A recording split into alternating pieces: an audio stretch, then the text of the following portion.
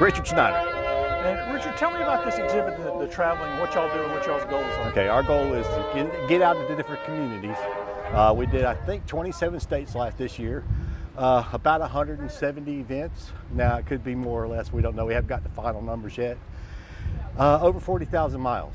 And what we do is we go into communities like this and we set up, let them come on. Inside the trailer, there's a museum, tells you a little history about what Wreath Across America is about, just to get people involved. Because we found that about 6 out of 10 people know about us. But there's a few that do not, so that's our job, is to try to get everybody around us to know about us.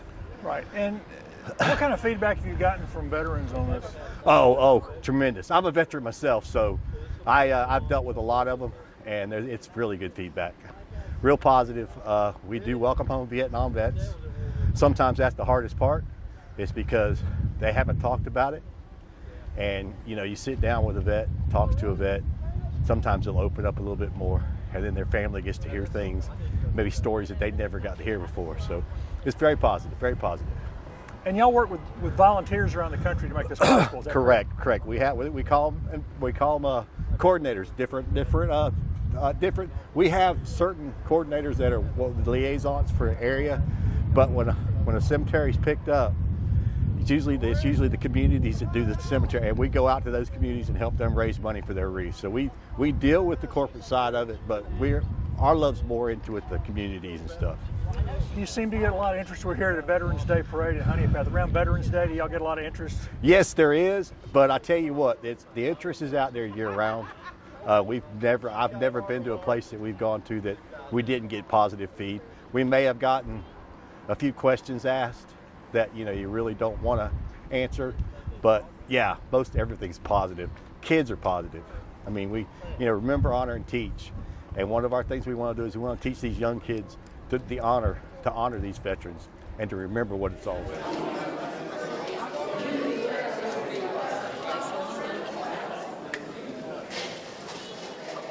Is there anybody left outside? Make sure. We are so happy everyone is here today. We wanted to honor our veterans in Honea Path, so we're very, very happy that you're here today. As you can see, we do have the banners that have been purchased. That was done by Rho Kappa of the high school. We was hoping that Rho Kappa would have been here today as well, but Miss Maureen is out of town. Mr. Glenn Stevens is as well. But we're happy you're here. We do have some banners that are on the main street in front of Grace's. We will be moving those next week. We got to make sure that the holders are good. We have the Quilts of Valor as well as here with us today. So we're going to go through our program, and after we go through our program, then we're going to eat.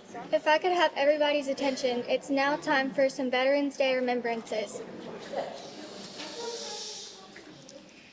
First, I would like to introduce Aviation Machinist Mate, Petty Officer, 2nd Class, Jim Christie. It says I'm retired. I retired 54 years ago when I was discharged in 1970. I'm a member of Trinity United Methodist Church here in Honea Path, and we at Trinity are pleased to recognize veterans at this luncheon. I'm honored and humbled to be able to speak to you, fellow veterans, today. My family has a history of military service.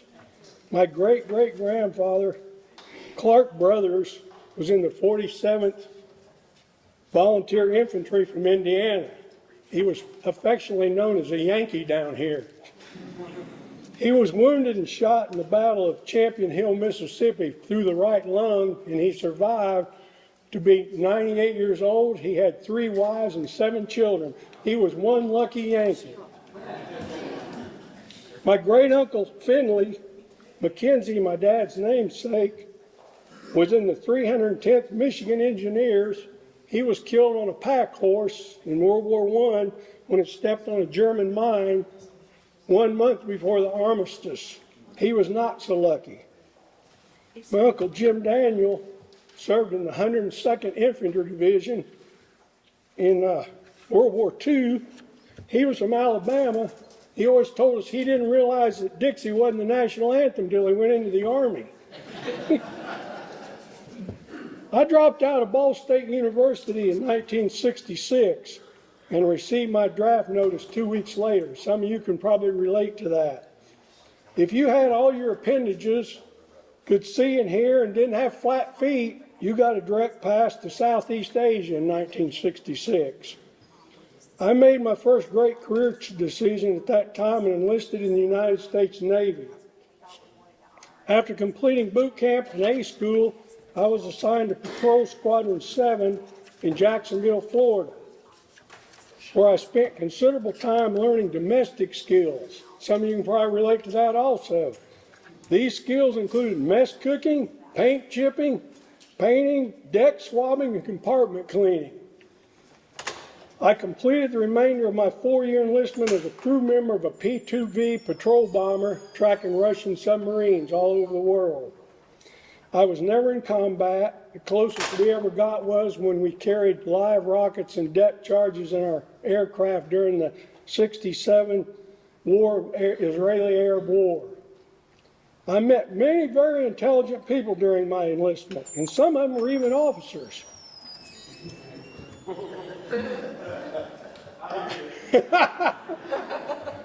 So, I warned you, Colonel.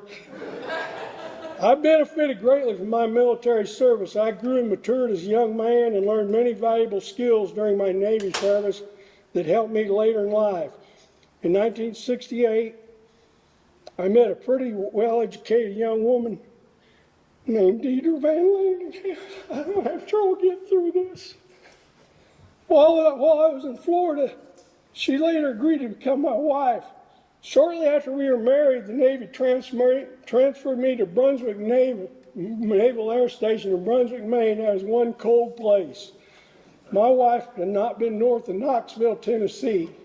She didn't even have a winter coat. I was not sure the marriage would last that year, but it did. Thank heaven. Fortunately, it did. I returned to Ball State after my discharge and completed college using the GI Bill. I received my bachelor's and master's degree there. I even completed a master's degree at Furman University when we moved down here to South Carolina. My grandfather, a World War I veteran, said that Mary and Deidre was the smartest thing I ever did. He was absolutely right. Unfortunately, I lost her in August after 55 years of marriage. I'm sorry, folks. I'm having trouble dealing with it. All veterans know that military service can be hard and tedious and dangerous even during peacetime. You endure long separations from your loved ones. Most veterans are proud of their military service. I have known veterans who have been awarded Purple Hearts, Bronze Stars, and I've even known one Silver Star recipient. These men and women will tell you that they're not the heroes. The men and women that left it all on the battlefield are the true heroes.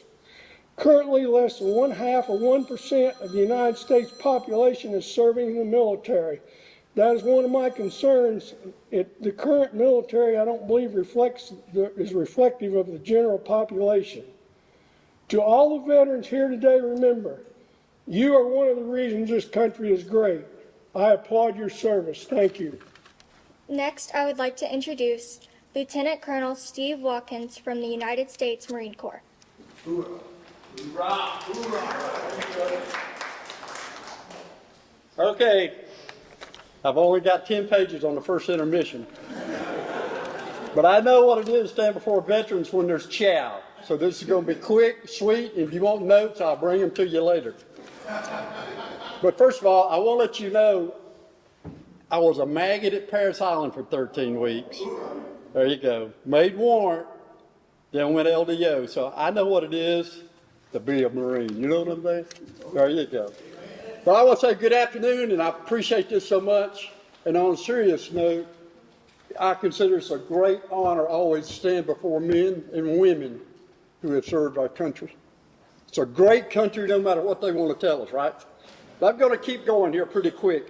You know, I want us to look at two things. You know, how many of you guys can remember when you were 18? You're invincible, you're bulletproof, there's nothing you can't do. An old Marine Corps motto was, we can do anything forever with nothing. And if we can't, then we'll call the Army. I'm sorry, I just had to. That's for my friend sitting right over there. But you know, when we think back of our service, how great it was, you know, we think of our country. It was a country in turmoil when I went in. We just come through the 60s.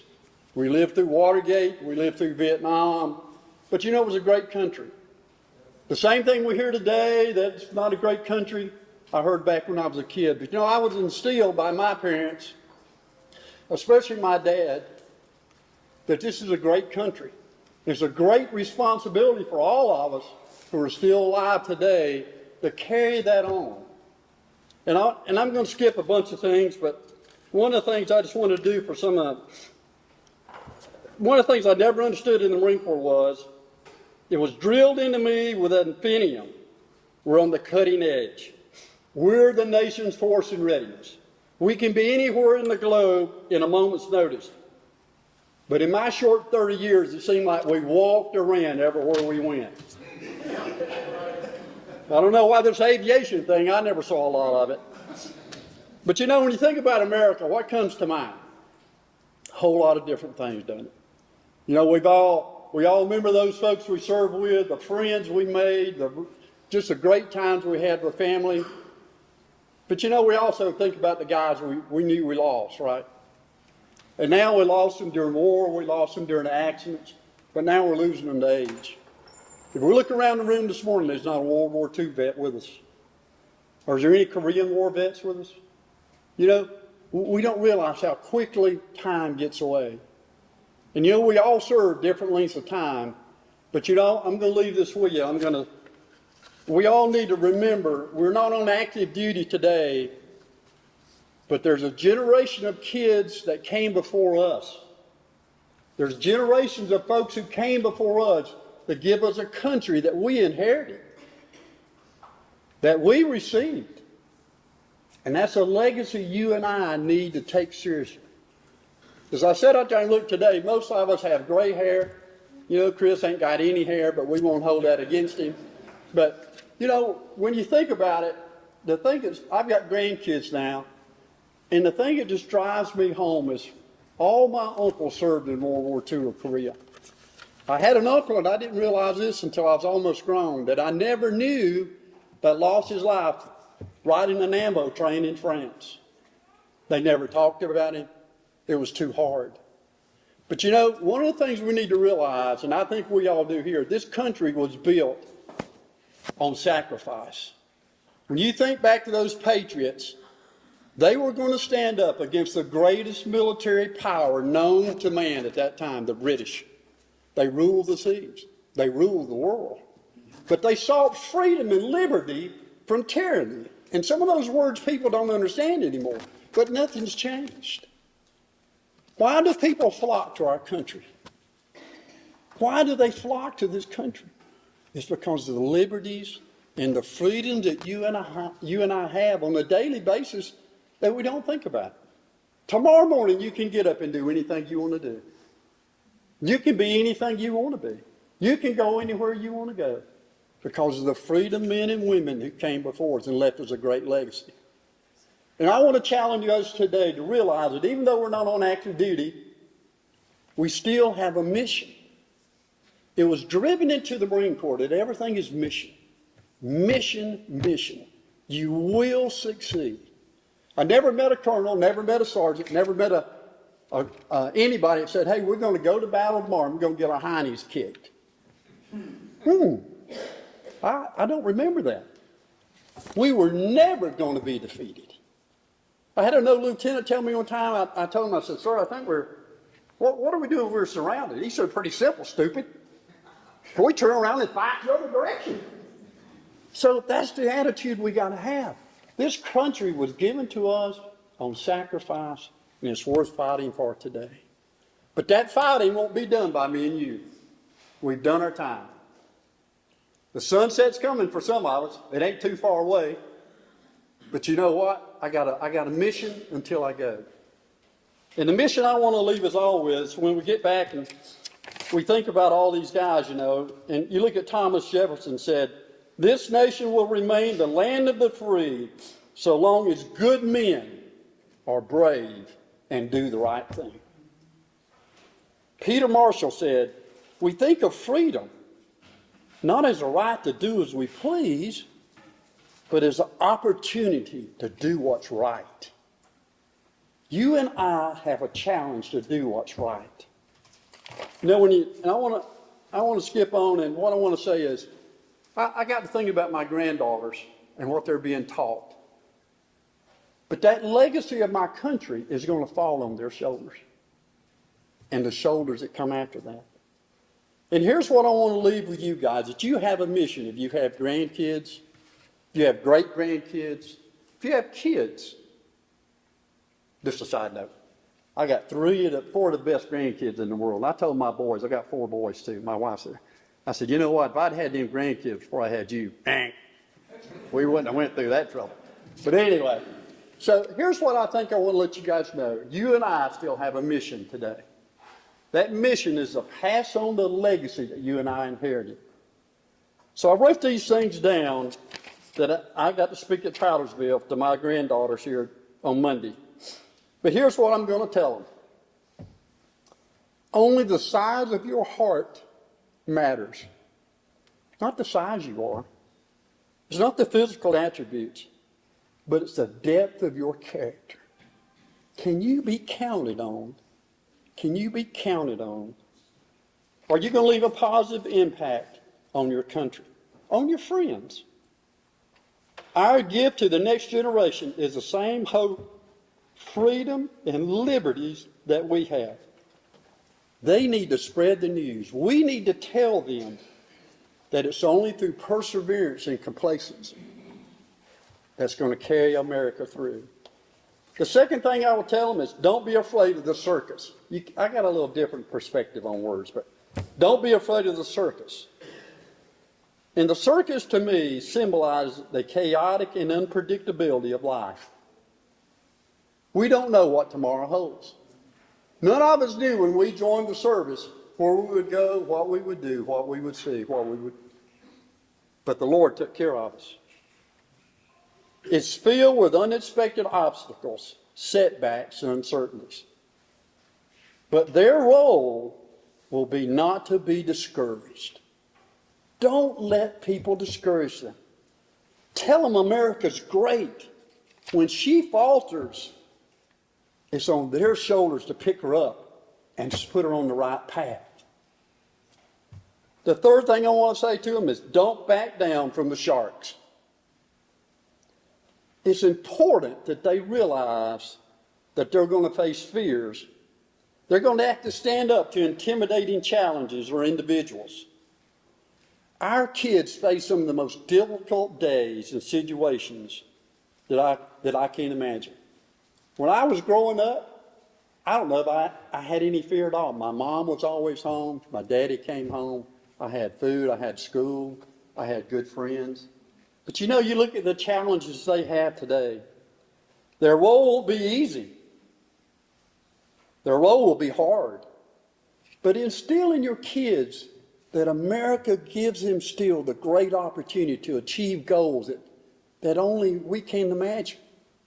John F. Kennedy said the United States would put a man on the moon in 1960.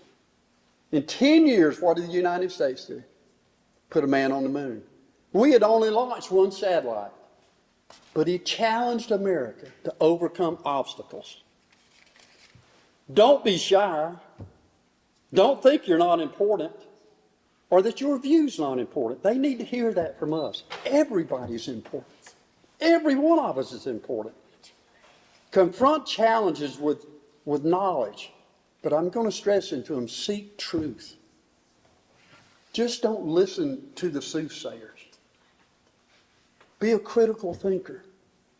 Look for the truth and then go after it. Encourage them to be brave, honest, and not let adversity deter their dreams and ambitions. My mom used to tell me all the time, you're a dreamer.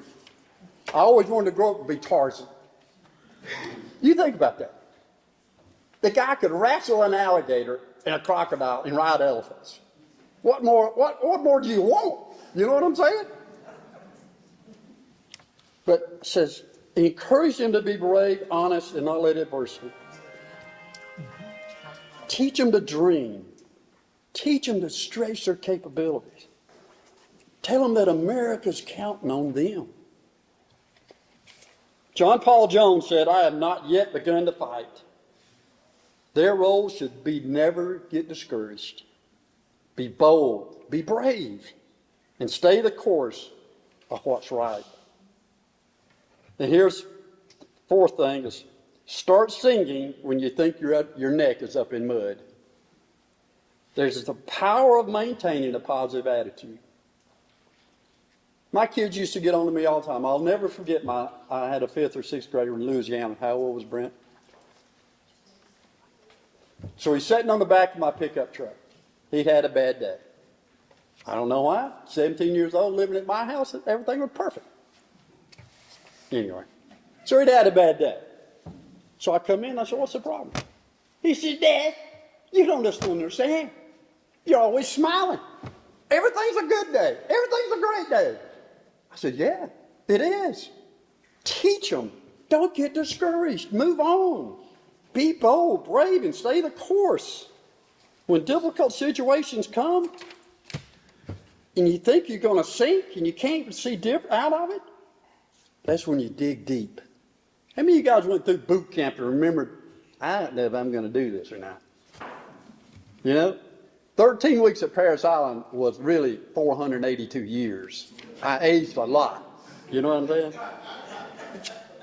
But I knew one thing, if I didn't get through them 13 weeks, we get to do it again, right? There you go. The power of maintaining a positive attitude and finding joy, even the most challenging and difficult situations, is what we need to tell them. Even if you don't see a way out, dig deep, and you can do it. Don't ever, ever, ever, and the last thing I will tell them is don't ever, ever, ever give up. Never. Give up was not it. Well, giving up was not in my vocabulary. Just what? I remember making that big paycheck of $140 every 2 weeks. How are we going to do this? I don't know. But you know, if you don't give up in tough challenges, don't surrender to failure. Don't abandon your dreams. Teach them to be a dreamer. Teach them to look toward the stars. Teach them to really think about what they could be. I talk to my grandkids all the time and say, what do you want to do? What do you want to be? Don't settle for second best. Be unwavering. Tell them, just be determined, regardless of the situations you make. If you demonstrate commitment in challenges, you don't realize the influences you'll have somebody else that's in the same place you are today that you may not know. And I want to leave you this. I love history. And this kind of summarizes me. Teddy Roosevelt said, it's far, far better to dare to do mighty things, to win glorious triumphs, even though you're checkered with failures, than to rank with the poor spirits who neither enjoy or suffer much, because they live in the great twilight, because they don't achieve to strive nor seek victory. They live in defeat. John F. Kennedy said, on his inaugural speech, and it said, and so my fellow Americans, we all know this, ask not what your country can do for you, ask what you can do for your country. Teach them that they're a citizen. Teach them that they're a patriot. I could talk for days, but I know the chicken's getting cold. I might have white on the top of the head, but I got a fire inside me. I am proud of my heritage. I am proud of my country. She ain't perfect. Lordy mercy, I'm in it. So that keeps it from being perfect. But it's worth fighting for. It's worth defending. But you know, there's another statement that John F. Kennedy made in that same speech, and we didn't think about it, but he says, my fellow citizens of the world, ask not what America will do for you, but what together we can do for the freedom of man. When you think about it, this is a country, but it's all made up of individuals. Each one of us has to participate to make it great. May God continue to bless our nation, give us strength and time to influence and prepare the next generation of citizens, and long live the Republic. How meaningful is Veterans Day to you, and how meaningful is it for you to get this Quilt of Valor today? It's awesome. It's a heart touching, because I think about the time I sacrifice I put in for the number of years of service that I did for the military. I tell my wife and family that freedom is not free. It costs you something for the freedom that we share, and don't never forget to remember that if we didn't have this freedom that we have in America, and we didn't take the time to serve in the military, we couldn't have this freedom that we so richly enjoy. Yeah, You know, what do you tell your friends who, when Veterans Day comes around, why it's so meaningful to you? You just touched on some of that. why it's so meaningful for me, because the sacrifice that we give for our country. You know, we took an oath, you know, to uphold the Constitution of the United States of America, you know, and once we sign that oath, you know, it says when we go into military, you know, for our country, you know, we think about the sacrifices that the one gave before we did. Had not they gave the sacrifice, we couldn't be able to give the sacrifice ourselves as, you know, people in the military.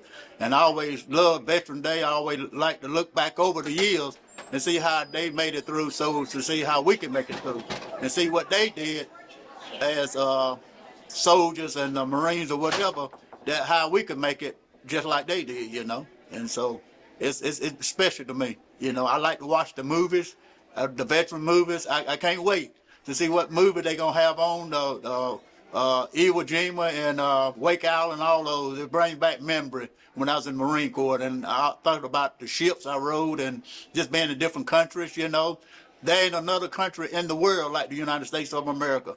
There's not another country in the world that has the freedom that we as Americans have, and that's what to be respected of as a veteran. How meaningful was it to you to get that quilt today? It was very meaningful. I didn't think I deserved it, but you know, I look back over it and I say, why not? You know me, you know. And I just thank town of Honea Path and my friends thinking of me when I wasn't really thinking of myself. And as a minister, you know, I'm a twofold. You know, I minister in the military and also in civilian. So it's just a lot. It means a lot.